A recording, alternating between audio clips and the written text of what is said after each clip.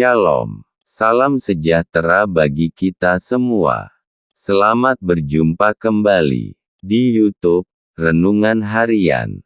Mari, sebelum kita membaca renungan harian ini, terlebih dulu kita tunduk di dalam doa. Segala puji syukur kami naikkan hanya bagi-Mu Tuhan. Terima kasih atas penyertaan dan perlindungan, serta atas semua berkat-berkat yang telah Engkau curahkan atas kami.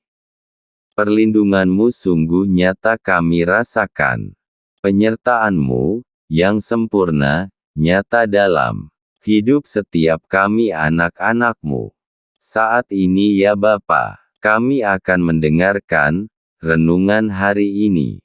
Buka hati kami agar kami dapat memahami isi yang terkandung dalam renungan harian saat ini. Sehingga kami sedikit lebih paham lagi akan setiap rencananya dalam hidup kami. Pakai kami Bapa, agar kami menjadi alat-Mu yang berkenan bagi-Mu. Terima kasih ya Bapa, haleluya. Amin. Rehan, renungan harian. Judul bacaan hari ini, jangan kehilangan semangat. Kitab Amsal pasal 23 ayat 18. Karena masa depan sungguh ada, dan harapanmu tidak akan hilang. Ada seorang pemuda datang ke toko untuk membeli alat tulis. Pemilik toko tidak begitu memerhatikannya, hingga pemuda itu bertanya, "Om, masih ingat saya?" Pemilik toko itu masih berusaha mengingat-ingat siapa dirinya. Belum sempat ia menjawab, pemuda itu melanjutkan kata-katanya. "Saya dulu kekasih Mia. Sejak Mia meninggal, saya sangat terpukul, dan seolah tidak bisa melanjutkan hidup saya.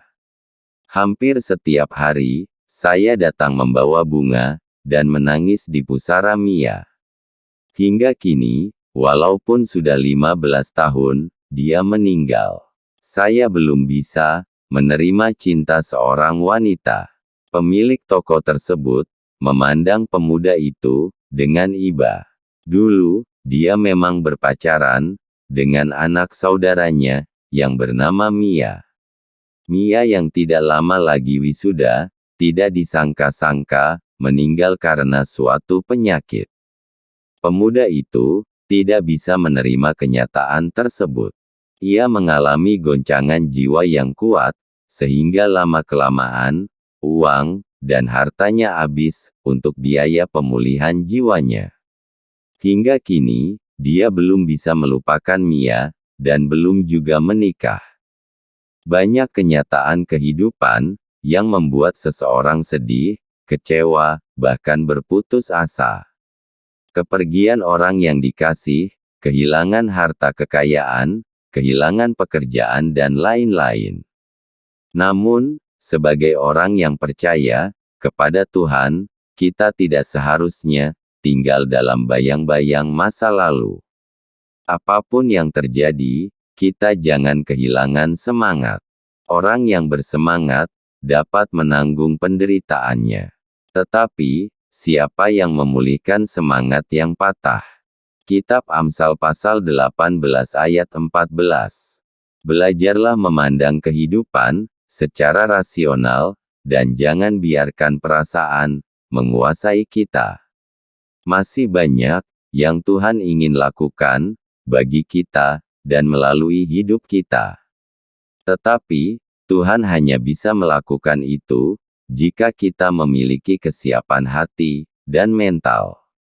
Tuhan sudah berjanji bahwa Ia akan memberikan kekuatan serta jalan keluar untuk setiap permasalahan yang kita hadapi. Karena itu, janganlah hidup dalam bayang-bayang masa lalu.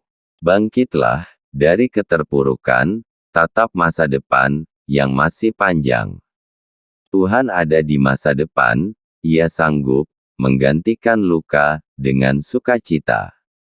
Ia sanggup menggantikan apa yang telah hilang dari hidup kita. Kita hanya perlu mempercayai Dia dalam segala hal, dan tidak mengandalkan akal pikiran kita sendiri. Seseorang berkata, pecundang hidup di masa lalu. Sedangkan pemenang, belajar dari masa lalu, bekerja dengan giat, saat sekarang, menuju masa depan. Tidak ada gunanya, bersedih, merasa bersalah, atau menyesali masa lalu. Kita hidup di masa sekarang ini, dan kita harus membangun kehidupan saat ini. Mungkin, ada kejadian-kejadian di masa lalu yang begitu menyesakkan hati, tapi kita bisa menyerahkannya kepada Tuhan. Dia yang berkuasa memulihkan keadaan kita, tapi Dia hanya bisa melakukannya jika kita sendiri mau melepaskan diri dari belenggu masa lalu. Dalam tangan Tuhan ada hari depan yang cerah. Dia sanggup mengubah kesedihan menjadi sukacita. Tidak ada yang mustahil bagi Tuhan. Selamat beristirahat. Tuhan Yesus memberkati kita semua. Mari kita berdoa. Tuhan Yesus, kami tidak mau dibelenggu oleh masa lalu yang menyakitkan. Berikanlah kami semangat yang baru untuk memulai hidup yang baru bersama-Mu. Haleluya, amin.